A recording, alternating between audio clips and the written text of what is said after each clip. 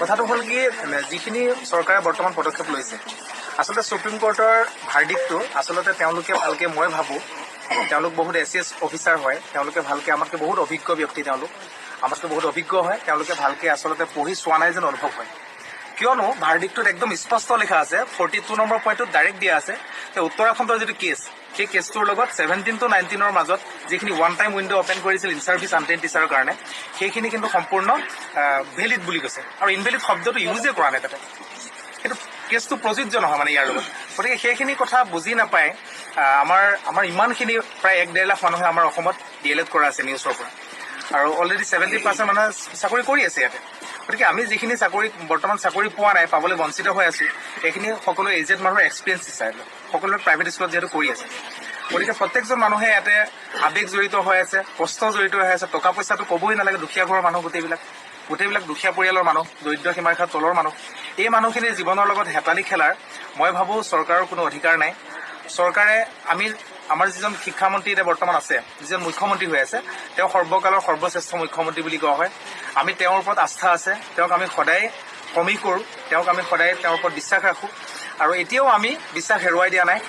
যিহেতু আমি তেওঁক সকলোৱে মামা বুলি মাতোঁ মামাই নিশ্চয় আমাৰ কিবা এটা পদক্ষেপ ল'ব আমাৰ কাৰণে কাৰণ আমি আৰু এতিয়া বয়স নাই মানে গোটেইবিলাক 35+ মানুহ ইয়াতে 35 এজ পাৰ হ'ল এই মানুহবিলাকৰ এইখিনি মানুহে পুনৰ আকৌ সংসাৰ কৰা মানুহ কেনেকৈ 2 বছৰীয়া DLED কৰি আকৌ টেটত 4খনকৈ টেট কোৱালিফাই কৰি থৈছে কোনোবাই 5খন চাৰ্টিফিকেট পাই থৈছে তাৰ পাছতো আজি আমি ইলিজিবল নহয় বুলি কৈছে সেইটোৱে আটাইতকৈ দুখ লাগে যিটো বস্তু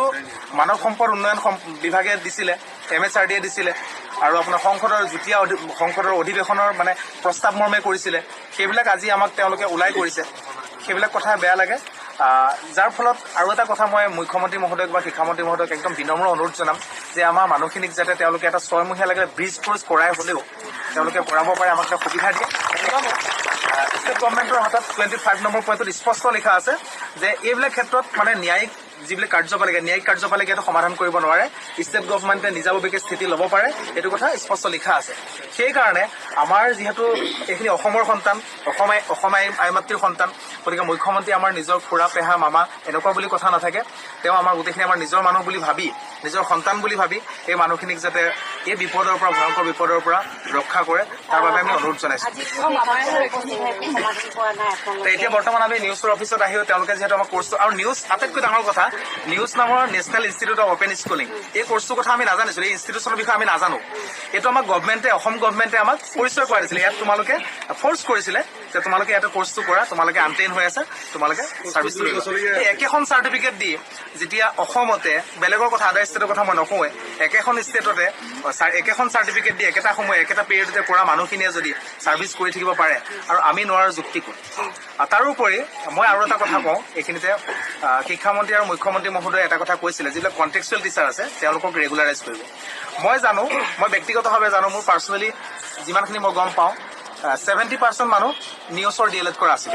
সেইসকল যিহেতু তেওঁলোকৰ ফ্ৰেছ ৰিক্ৰুইটমেণ্টত তেওঁলোকে এতিয়া নতুনকৈ পষ্টটো নতুন হ'ব নতুন পষ্টত যদি তেওঁলোকে নিউজৰ চাৰ্টিফিকেট দি এপ্লাই কৰিব পাৰে আফটাৰ ভাৰ্ডিক্ট অফ সুপ্ৰিম কোৰ্ট তেতিয়াহ'লে আমি নোৱাৰাৰ যুক্তি ক'ত সেইকাৰণে আমি সকলোকে নিজৰ বুলি ভাবি অসমীয়াৰ সন্তান বুলি ভাবি আমাৰ অসমীয়া মানুহখিনিক যাতে উদ্ধাৰ কৰে তাৰ কাৰণে মুখ্যমন্ত্ৰীহঁতক কাটৰ অনুৰোধ কৰিছিলে তাতো ঠিক মানে 6 মহীয়া বা 1.5 বছৰীয়া তেনেকুৱাকৈ আমাৰ 2 বছৰীয়া কোৰ্চ তেওঁলোকে কমপ্লিট কৰিছে কিন্তু আমি নিজে নাজানো যে আমাৰ ভাৰত চৰকাৰে হওক বা অসম চৰকাৰে হওক সুন্দৰভাৱে আমাক মানে এডভাৰটাইজমেণ্টৰ জৰিয়তে আনকি আমাৰ সেই সময়ৰ মানৱ সম্পদ উন্নয়ন মন্ত্ৰী তেখেত আছিল তেখেতে আমাক জনাইছে লগতে আমাৰ নিউজৰ মানে অধ্যক্ষ কোনে কেতিয়াও কতো কোৱা নাই যে আমাৰ এই মানে নিউজ DLEDটো 18 মহীয়া হয় আৰু আজি হঠাতে আমাক এই চাৰ্টিফিকেটৰ ইতিমধ্যে আমি পাইছোঁ যে আমাৰ প্ৰত্যেকৰ চাৰ্টিফিকেটত 2 বছৰীয়া মানে DLED বুলি লিখা আছে আমাৰ এডভাৰটাইজমেণ্টত সম্পূৰ্ণৰূপে 2 বছৰীয়া বুলি লিখা আছে তাত সম্পূৰ্ণৰূপে 2 বছৰৰ মানে ফিজ আমি আমাৰ শিক্ষাৰ্থীসকলে প্ৰাৰ্থীসকলে ভৰিছে গতিকে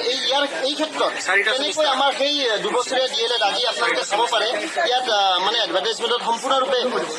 2 বছৰীয়া কোৰ্চ বুলি লিখা আছে আমি এইবিলাক চাই পেলাই আমাৰ শিক্ষাগুৰুসকলে এই ধৰণৰ মানে ব্যৱস্থাৰ জৰিয়তে DLED সম্পন্ন কৰিছে। গতিকে মহামান্য আমাৰ সন্মানীয় অসম চৰকাৰক আমি বিশেষভাৱে অনুৰোধ জনাইছোঁ যে আচলতে তেখেতসকলে পুংখানুপুংখভাৱে এই মানে যিখিনি আমাৰ হেৰি আছিলে সেইখিনি চাওক, আৰু লগতে আমাৰ অসম চৰকাৰৰ যিটো SCERT আছিল, SCERTৰ জৰিয়তে যিসকলে